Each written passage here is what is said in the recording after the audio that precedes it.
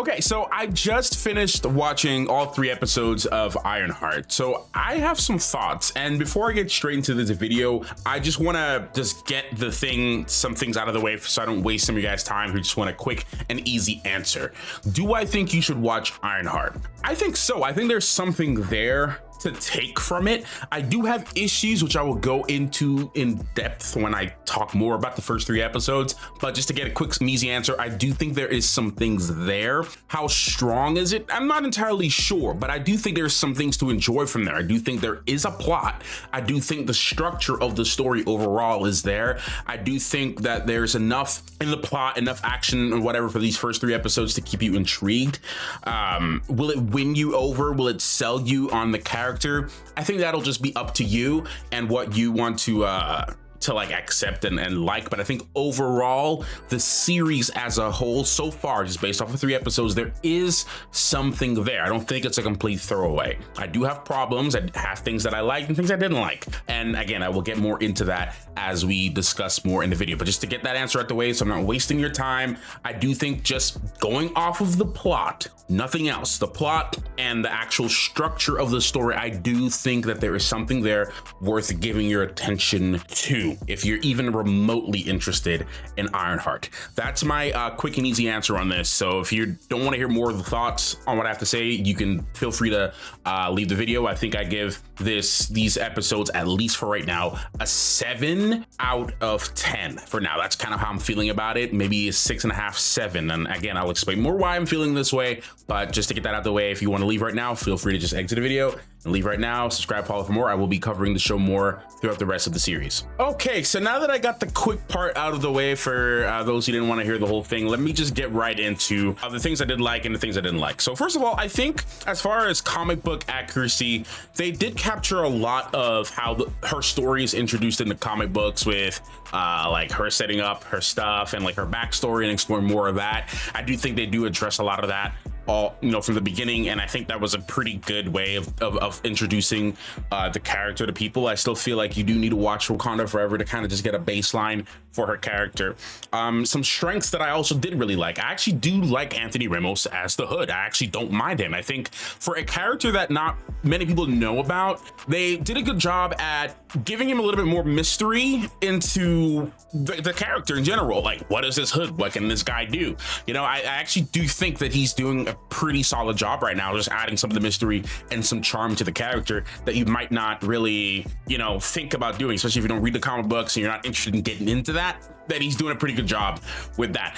Dominique Thorne as well as Ironheart and as Riri, I think she's actually doing her best, really, honestly, with Riri. I think she is handling the character pretty well. Riri is a character that has a lot of hurt, a lot of angst, a lot of emotional things that she's dealing with, and I feel like Dominique is handling the complexities with her character and the things that she struggles with and the things that happened to her that pushed her to the point that she is in right now.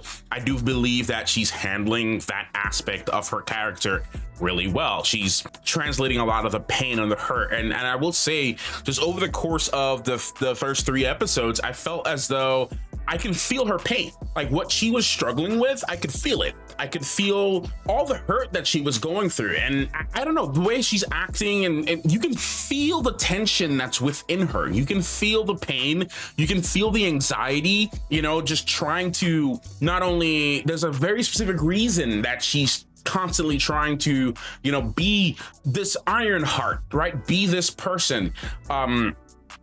She has a point she's trying to prove, not just to the world, but to herself, and also some honors and some memories and some hurt. She's still grieving from a lot of issues that happened to her. She's trying her best to live up to certain expectations for people that she would have wanted to make those, live up for, right? So like we have, like her best friend and like her stepdad and things like that within the show that she feels she owes it to them in some type of way to carry on or create this legacy and to do things that they would enjoy and be proud of. And with that, she's doing some unconventional things. She's doing some things that causes her to, that's not right.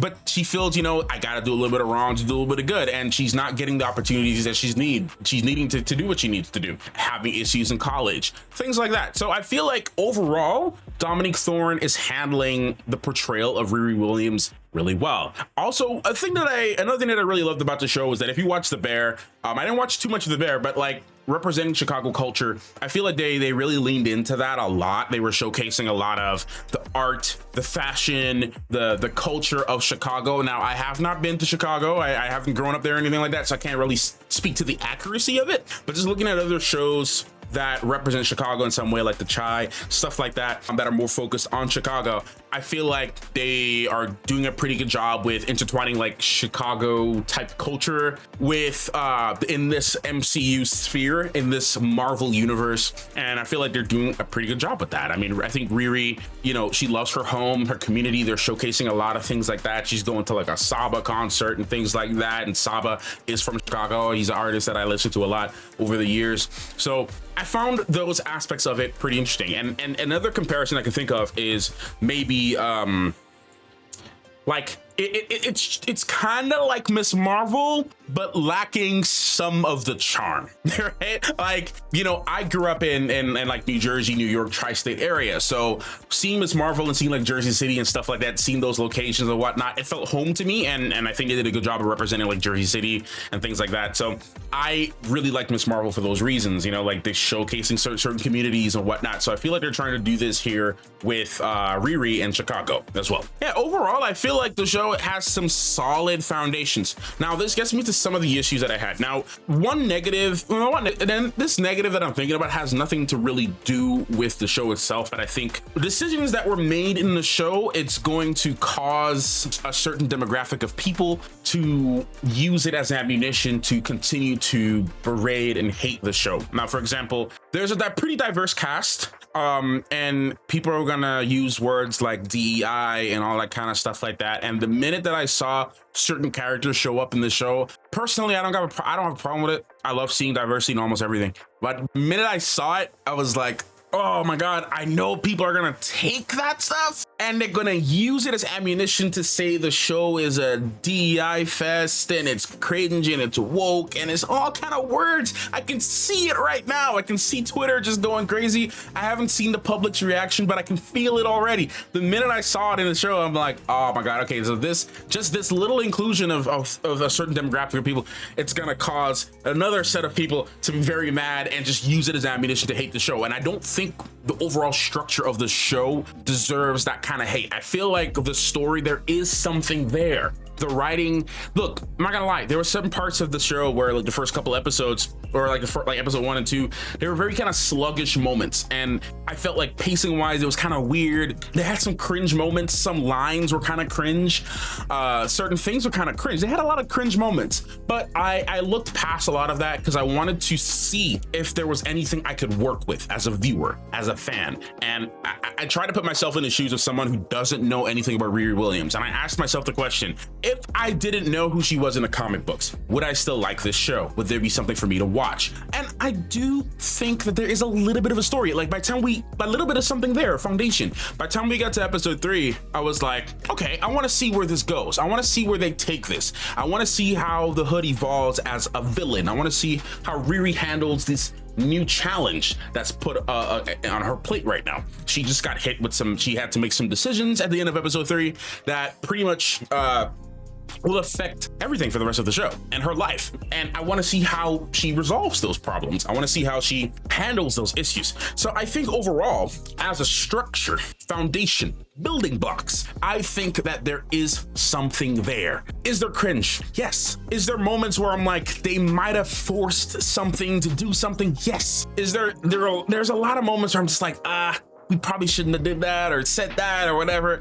But again, I looked past that to see if there was something I can use to defend this series, and I think there is. I honestly really do believe there is. Now, another form of criticism that I do have for this series is that I really, and this is more towards the studio and Disney. I don't know if any of them will ever watch this, but I really feel like they have failed to market this character properly. There was not, like, if you didn't know the comic books, again, what is there to tell somebody that, hey, you should go and watch this? Go and watch Ironheart. Like, what is the selling factor here? And I feel like they dropped the ball of not doing Armor Wars.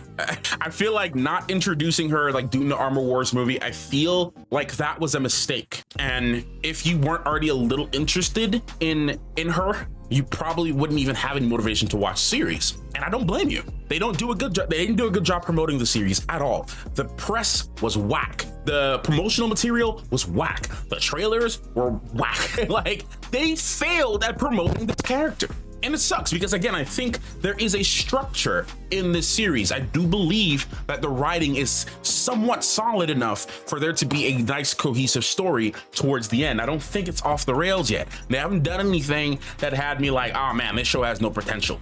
Not at all. I do think there is something there, but they have failed to promote this, and they haven't done a good job at convincing people that they should watch the series. If they had Riri in Armor Wars and having Rhodey, someone who worked close with Tony Stark, as a mentor, not only as someone who worked with Tony, but also as a black figure, right? And I'm saying this as a Afro-Caribbean person. Like, I'm always motivated when I see someone that looks like me, who's older or in a higher position, doing something that I want to do. I admire it and I'm receptive to it. Now, it doesn't mean that I don't learn from people of different races and colors. That's not true.